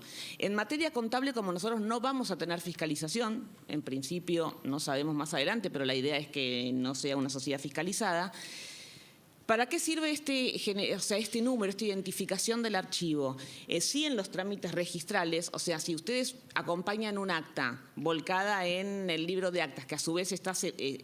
o sea, tienen como una numeración particular por órganos, ¿sí? Reunión de socios, administración, órgano de fiscalización, si lo tuviera. Lo que se consigna es ese número, ¿sí? En algunos casos se debe subir el archivo, en otros no, pero siempre individualizar el número. Simplemente a los fines de verificar que el dato que se consigna como ese número corresponde a esa acta. En este caso sería un asiento contable en el caso de requerirlo, pero no es que tenemos acceso a los datos contables que se vuelcan. Los datos contables, ahora le paso la palabra a Ricardo, básicamente entiendo son los mismos que se llevan ahora para cualquier tipo de sociedad. Buen día. En líneas generales, o sea, no hay nada estipulado todavía en forma muy precisa, ¿sí? La ley 27349 es clara en cuanto hay que llevar contabilidad y determina el estado que hay que llevar, confeccionar el estado de situación patrimonial y el estado de resultados, ¿sí? Y no dar mayores aclaraciones o precisiones. Y delega en la Administración Federal de Ingresos Públicos, ¿sí?, el alcance de esas normas para poder confeccionar ese balance, básicamente. Hoy por hoy, la AFIP todavía no emitió esas normas, ¿sí? Sacó una resolución, la 4115, creo que es, en la cual llama a formar un comité entre el Ministerio de Producción y el Consejo de Profesionales en Ciencias Económicas para poder determinar cuál va a ser el alcance que van a tener. Pero en el mientras tanto dice que aplican las normas contables profesionales que emiten los consejos profesionales, ¿no es cierto? Por eso, entonces podemos decir que una sociedad SAS recientemente constituida no debe presentar estados contables al IGJ, o en principio a nadie. Sí. Perdón, o sea, Sí, no deben al IGJ, quizás a la AFIP, a la AFIP sí, porque o sigue a el un banco que mecanismo, se lo pida o lo sí, que fuera, sí. y en lo que hace a la confección de sus estados contables, hoy seguirá las normas contables vigentes Exacto. en la profesión según el tipo de todo el abanico de normas contables vigentes. Si estamos pensando en una pequeña empresa, usará las de ente pequeño, las de entes medianos, la RT17 o eventualmente las NIF. Básicamente hoy lo que cambia es la modalidad de registración y no el tipo de Y no el registración. tipo de registración. Y los libros...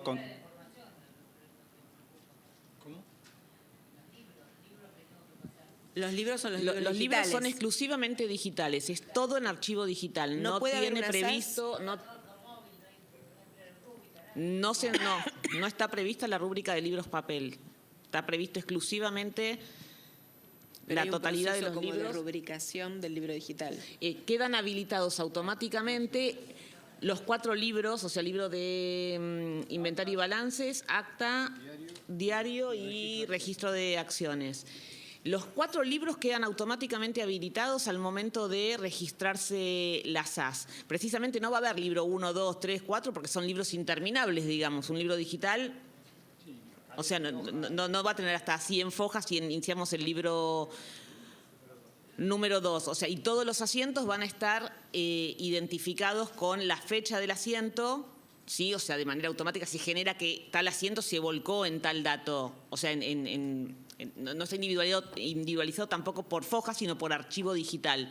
Con este número, que cada archivo va a llevar un número de identificación en el sistema. Y ustedes tienen a su vez una forma de resguardo. O sea, la forma de resguardo de la documentación va a ser, además de la que cada uno quiere, las previsiones que tengan establecidas por normas contables, digamos, en cuanto al resguardo de la documentación física. Una pregunta que viene seguido es, la IGJ, por más que no tenga la autoridad de fiscalización, siendo esos libros digitales, ¿los ve? ¿Tiene acceso a verlos? O sea, ¿hay alguna visión de esos No, libros? los únicos que tienen acceso a los libros son las personas que pertenecen a la SAS, los administradores o los profesionales que trabajan con ella en la medida en que estén autorizados a ingresar a la plataforma.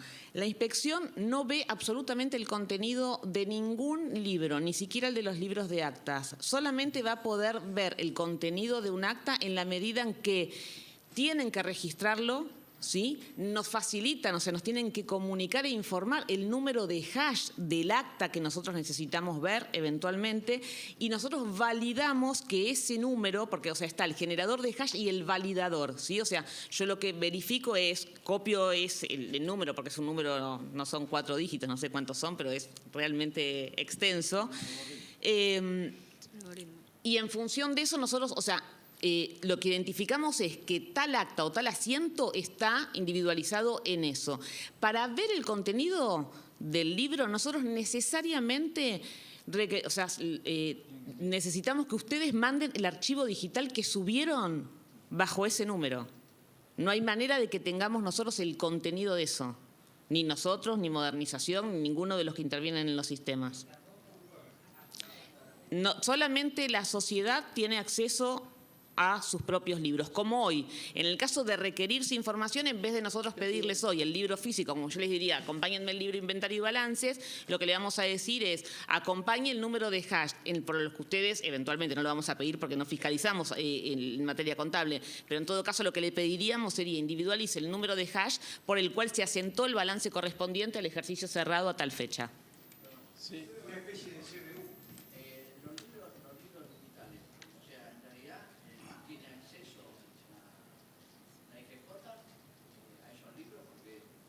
No, es lo que dijo recién. No, justamente es lo que le acaba de decir Adriana, no tenemos acceso, y lo que les quería comentar, que como esto es un hecho novedoso que todavía no ha impactado en forma cotidiana en nuestra actividad, me parece que sí que va a haber regulaciones, sobre todo en el modo de información en conflictos societarios, que haya que otorgar información a la justicia, a algún organismo administrativo como puede ser la FIP, como puede ser el Registro de la Propiedad Inmueble, etcétera. Me parece que esta forma de trabajo que hay en el ámbito de la Ciudad Autónoma de Buenos Aires con respecto a los libros digitales, sin lugar a duda, en un plazo muy corto, a mi entender, va a haber una necesidad de regular por lo menos la forma de cómo deben informar las sociedades ante alguna requisitoria judicial o administrativa.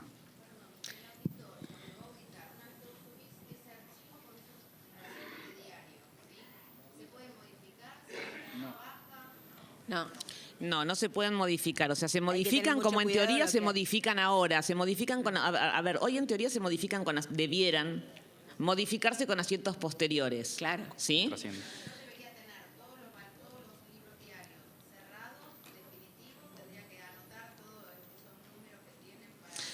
Al contador que participa, supuestamente lo que le van a facilitar son todos los archivos digitales que volcaron a ese libro para que el contador pueda trabajar.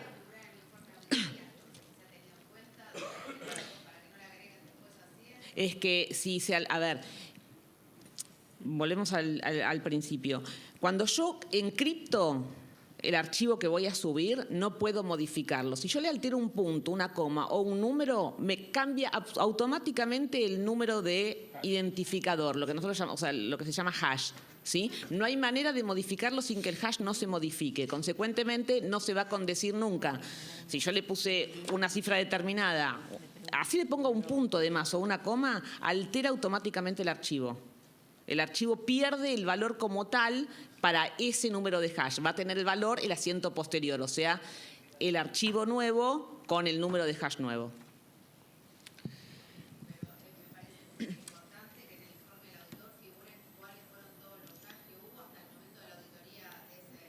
Seguramente ahí en normas contables no sé los datos que van a requerir. Lo veo impracticable poner el número de hash de todos los asientos contables.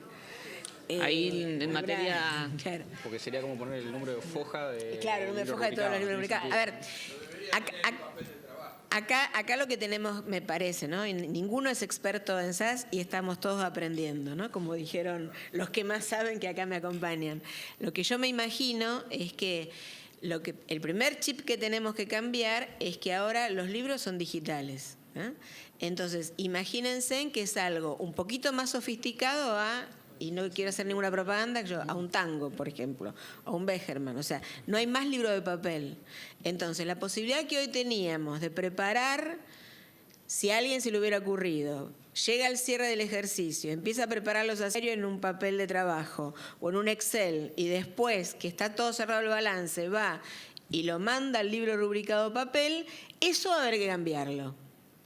Porque se supone que las transacciones son cotidianas y cotidianamente cada vez que una compañía compra, vende, cobra, paga, recibe un aporte de capital o recibe un préstamo, cada una de esas transacciones genera un registro contable que deberá registrarse en estos libros digitales oportunamente. Entonces, ahí vamos a tener que hacer un cambio. Hoy por hoy, Silvia, un segundo. Tal cual. Bueno, claro. Bueno, hoy por hoy, digamos, los libros rubricados, nadie hace la contabilidad a mano, ¿sí? Como se solía hacer antes. Todo el mundo usa un sistema contable, ¿sí? Que luego genera algún archivo, ¿sí? Que o lo digitaliza, ¿sí? Ya sea en un PDF o lo imprime en algún formato que sea de lectura, un TXT. Y después, cuando llega el momento de cierre de ejercicio o cierre mensual de la contabilidad, muchos los mandan a rubricar a la imprenta, digamos, al libro copiador. Que ahí sería como un paso para atrás, ¿no? Porque tenés todo, ya lo tenés todo en formato computarizado y lo vas a volcar en papel. Acá, en vez de volcarlo en papel, ¿sí? Te vas a comunicar con esta plataforma, ¿sí? Y vas a individualizar ese PDF, ese archivo digital que tenés, con el organismo de Contralor. Tal cual. ¿Cierto? Y ahí, diariamente, depende, digamos, si es un libro diario, sí, depende de la característica. El libro diario, la resolución, la 6 del 2017 de la Inspección General de Justicia, dice que las registraciones diarias no deberán registrarse por un plazo mayor a 3 meses. A 3 meses, lo que hoy dice el Código de Comercio. Sí, como lo que dice hoy. Y del libro de inventario y balance los 4 meses. A los 4 meses terminado el cierre de ejercicio. Pero a ver, No. un poquitito... No, la Inspección de Justicia, vuelvo a ser reiterativo con esto, registró no tiene... la sociedad y se fue. O sea, sobre lo que es tema contable, no va a requerir absolutamente nada, salvo, obviamente, en un aumento de capital que van a necesitar acreditar que esos aportes están físicamente o están registrados contablemente, pero desde el punto de vista de la contabilidad no tiene, digamos, potestad de fiscalizar o requerir documentación porque no tiene facultades para eso. Expresamente está establecido justamente en esta resolución. Acá lo que nos tenemos que empezar a preguntar como profesionales es, el estado contable haber que prepararlo, porque al final del día todas estas sociedades son sujetos impositivos. Hay muchas preguntas que vienen de la mano de qué característica frente al fisco tiene una SAS. Me parece que esa característica, porque me preguntan, ¿es monotributista, es consumidor?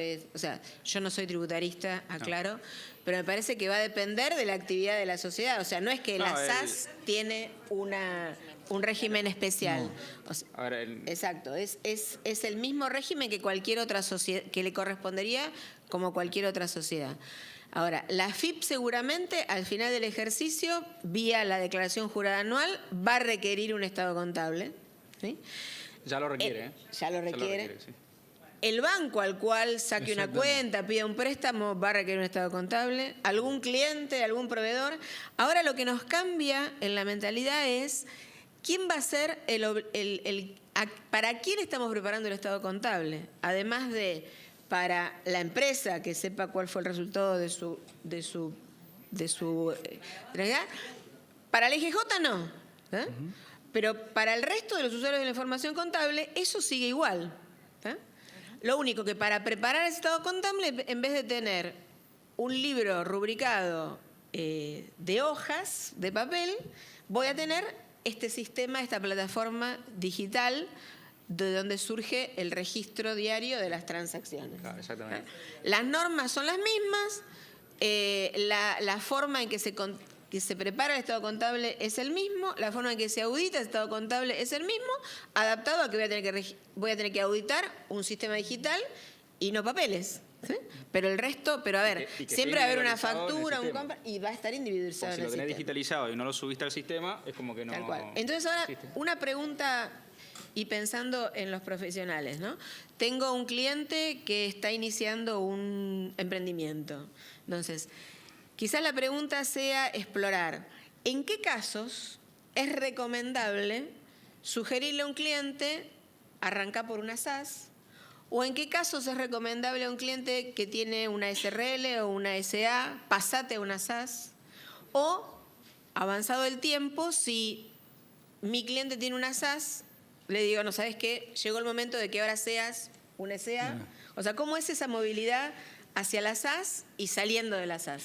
A ver, yo, en mi opinión, lo que creo, es decir, no puedo hoy emitir acerca de cuál tipo societario es más ventajoso, pero sí lo que estoy totalmente seguro es que la gente, el ciudadano, exige y necesita agilidad y rapidez.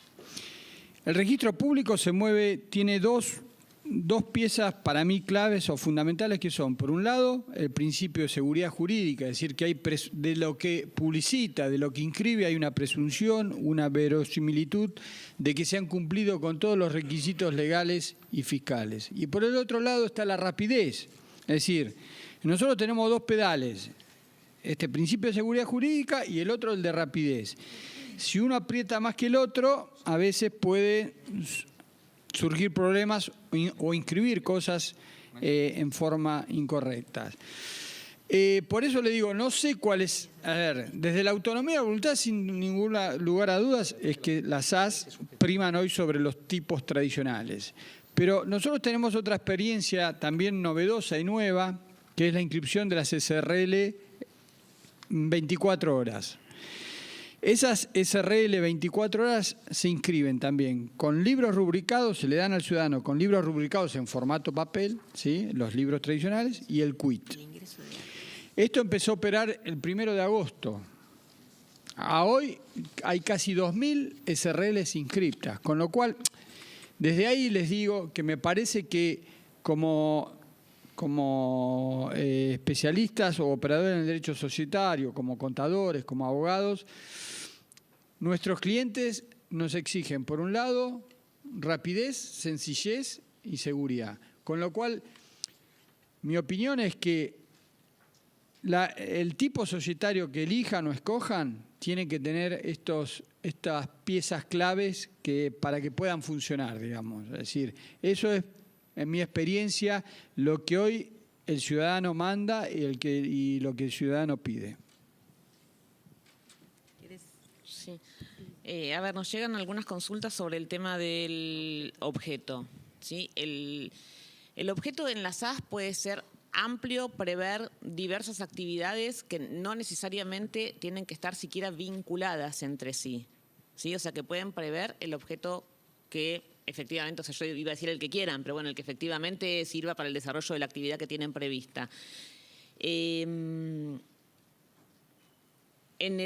Preguntan acá en el estatuto modelo. El estatuto modelo prevé, o sea, no se puede modificar ese objeto, digamos, al inicio, precisamente está preestablecido, pero tiene una cantidad de ítems sustanciales que hace que sea de por sí bastante amplio. Prevé no sé si creo que son 11 o... Abarca la mayoría de las actividades que nosotros hemos visto en la práctica, que la mayoría de las sociedades tienen previstas como en términos genéricos, digamos. O sea que con el tema del objeto es claramente según la voluntad de las partes y efectivamente la actividad y la necesidad para lo que van a desarrollar.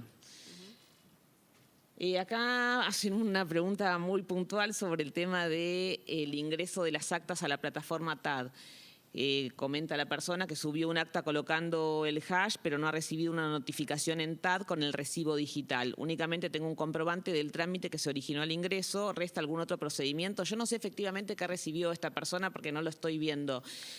Y no soy una técnica específica en materia del sistema. Por lo que nosotros vimos en los trámites posteriores, ¿sí? para identificar el acta, efectivamente el sistema emite una constancia en la que se individualiza la fecha, el número de acta, el órgano que tomó la decisión y creo que nada más, ¿no? Y el número de hash, obviamente, para individualizarlo. No sé puntualmente la persona que mandó el... Lo mandaron por streaming, por así eso, que no. que lo mandó, qué es lo que efectivamente recibió, pero con cualquier consulta, en todo caso, si se quieren comunicar con la inspección para ver cuál es el inconveniente que está generando, nosotros trasladaremos la inquietud al Ministerio de Modernización para ver si efectivamente hay algún inconveniente en la generación del comprobante. A ver, se nos acaba el tiempo y yo les propongo una cosa y con el compromiso de los funcionarios que nos están acompañando. La cantidad de preguntas que llegó es abrumadora, ¿eh? Y hay muchas que son similares pero parecidas. Entonces, lo que yo me comprometo desde el Consejo es a pasarlas en limpio, Sí. a abrirlas por temas, transmitírselas a ustedes, que nos puedan dar alguna respuesta y publicarla en la web para que todos estemos ahí. Y les pido otro compromiso, si lo pueden asumir. Este ciclo lo vamos a repetir el año 18. Parto de la base que a todos nos gustó y lo vamos a querer seguir. Aparte soy testaruda, lo vamos a seguir. Y a la primera reunión, que será ya por marzo, los invitamos de vuelta, ya con 3 meses más de experiencia, con muchas de estas cosas claras. Nosotros también de nuestra parte, con más preguntas a lo mejor o lo que fuera. No, con más respuestas, ¿no? Con más preguntas. Pero creo que todos tenemos que partir de la base de abrir nuestra mente a que esto es algo nuevo. Basémonos en lo que dijo el doctor Lavagnini, de que el mundo de los negocios estaba pidiendo una celeridad distinta. Esto puede responder mucho a alguna parte de ese mundo de los negocios. Seguramente hay un grupo muy grande de empresas que no va a entrar en este tema, o a lo mejor para la que la SAS, por más que la pueda hacer, no está preparada para eso, ¿no? No me imagino un gran conglomerado haciendo la digitalización diaria de sus operaciones a través de la plataforma de la plataforma que se genera acá, sino que a lo mejor tendrá que hacer otra cosa. Pero bueno, estamos todos abiertos, hagamos nosotros nuestro ejercicio de leer las normas, de asesorarnos en cómo va la cosa, estudiarlo y vamos evacuando las dudas a medida que pasan. Perfecto.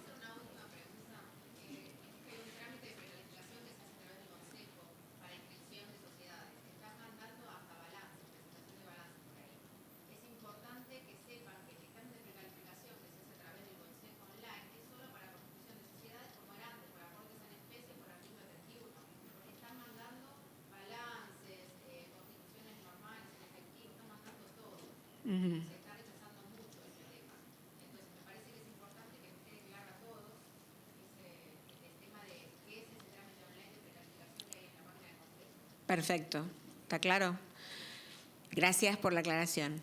Bueno, entonces, compromiso de juntar las preguntas, de tener las respuestas, de publicarlas y de que en marzo, cuando arranquemos el ciclo 18, tengamos más experiencia y podamos debatir un poco más sobre casos más concretos. ¿De acuerdo? Muchísimas gracias a los tres. Ha sido sumamente ilustrativo y educativo para nosotros. Así que bueno, los invitamos a un break. En 20 minutos seguimos. Bueno, fue apabullante.